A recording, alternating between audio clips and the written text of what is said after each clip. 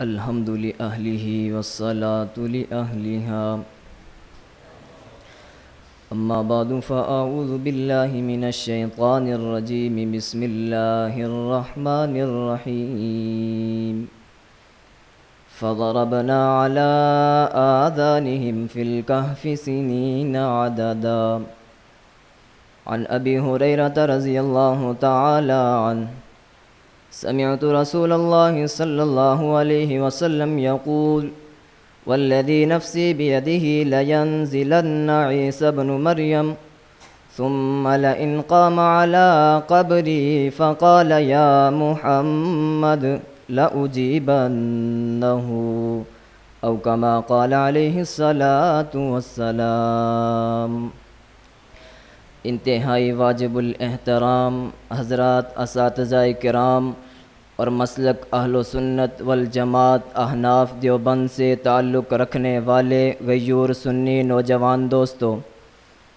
ہمیں قرآن و حدیث سے بہت سارے عقائد اللہ اور اس کے رسول نے عطا فرمائے ہیں۔ انہی عقائد میں سے ایک عقیدہ حیات النبی صلی اللہ علیہ وسلم ہے۔ رب لم یزل نے محبوب کبریا کو مختلف مقامات پر مختلف فضیلتوں سے نوازا ہے۔ دنیا میں آنے سے پہلے بھی، دنیا میں آنے کے بعد بھی، اور دنیا سے چلے جانے کے بعد بھی۔ دنیا سے چلے جانے کے بعد ایک فضیلت جو اللہ رب العزت شہید کو عطا فرماتے ہیں، اس سے کئی درجے بڑھ کر نبوت کو ملتی ہے، کیونکہ نبوت کا درجہ ہر امتی سے بڑھ کر ہے۔ چنانچہ اللہ رب العزت قرآن مجید سورہ بقرہ آیت نمبر 154 وَلَا تَقُولُوا لِمَنْ يُقْتَلُ فِي سَبِيلِ اللَّهِ أَمْوَاتٌ بَلْ أَحْيَاءٌ وَلَٰكِن لَّا تَشْعُرُونَ میں شہید کو زندہ فرمایا ہے۔ جب نبی شہید سے کئی درجے بڑھ کر ہے تو نبی بطریق اولیٰ زندہ ہوگا۔ یہ اہل و سنت والجماعت کا اجماعی عقیدہ ہے کہ انبیاء شہداء سے افضل ہیں۔ چنانچہ علامہ حافظ ابن حجر عسقلانی نے اپنی کتاب فتح الباری جلد 6 صفحہ 595 پر اس آیت کی تشریح میں یوں رقم تراز ہیں: وَإِذَا ثَبَتَ أَنَّهُمْ أَحْيَاءٌ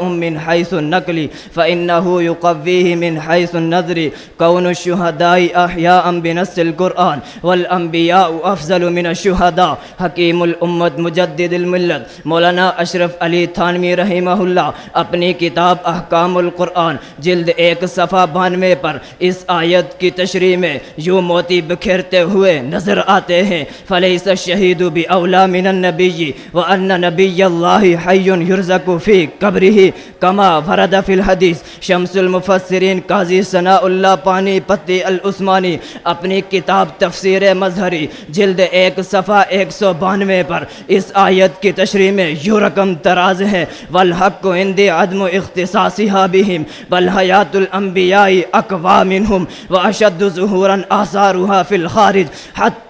لا يجوز النکاح بازواج النبی بعد وفاته بخلاف الشہید۔ ارے یہ عقیدہ ہمیں صرف علماء دیوبند نے نہیں دیا، بلکہ اس سے 1400 سال پہلے نبوت نے یہ عقیدہ صحابہ کو دیا تھا اور صحابہ نے ہمیں دیا ہے۔ چنانچہ اٹھاؤ مسند ابی یعلا کی جلد 6 صفحہ 147 پر، حیات الانبیاء للبہقی کے صفحہ 70 پر، الخصائص الکبریٰ للسیوطی کی جلد 2 صفحہ 490 پر، ہر ایک محدث نے اس حدیث کے ذریعے اپنی کتاب کو زینت بخشی ہے کہ ان انس رضی اللہ عنہ قال قال رسول اللہ صلی اللہ علیہ وسلم الانبیاء احیاء فی قبورہم یصلون، کہ انبیاء کرام علیہم السلام اپنی قبروں میں زندہ ہیں اور نمازیں بھی پڑھتے ہیں۔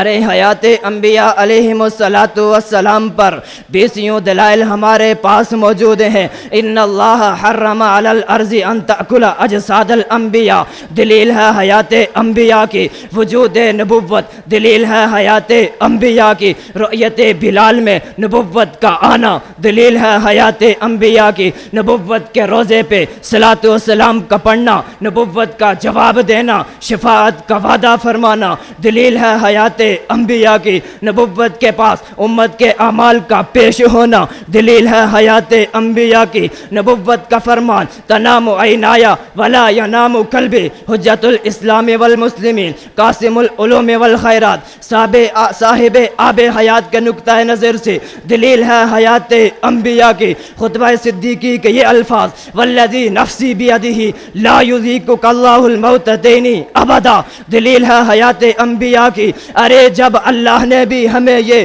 عقیدہ دیا، نبوت سے بھی یہی عقیدہ ملا، صحابہ سے بھی یہی عقیدہ ملا، چلتے چلتے اکابر علماء دیوبند نے اس عقیدے کا تحفظ ہر دور میں کیا، اور آج اس دور کے اندر اس عقیدے کا تحفظ کرنے والا علماء دیوبند کا فرزند انجمن فخر دیوبند، ہر باطل کو ناکو چنے چبوانے والا، نبوت اور صحابہ پہ مر مٹنے والا، عقائد حقہ کے لیے جان کی بازی لگانے والا، جان کو ہتھیلی پہ رکھ کر پوری دنیا میں اسلام کا بول بالا کرنے والا، پیر و مرشد، متکلم اسلام، مناظر اسلام، وکیل احناف حضرت مولانا محمد الیاس گمبن ہے۔ اور آج میں علی رؤوس الاشہاد دنیا باطل کو یہ اعلان سنا دینا چاہتا ہوں کہ سن عدو نبی قرآن، تیرا ہے مسلک غلیظ گندا، بڑی ہی جرت سے کہتا ہوں، میرا ہے دعویٰ، میرا عقیدہ، زمین نبی کا جسم نہیں کھاتی، نبی قبروں میں ہے سارے زندہ، اسامہ روزہ نبی ہے جنت اور جنت میں ہوتا نہیں ہے مردہ۔ والسلام علیکم ورحمۃ اللہ۔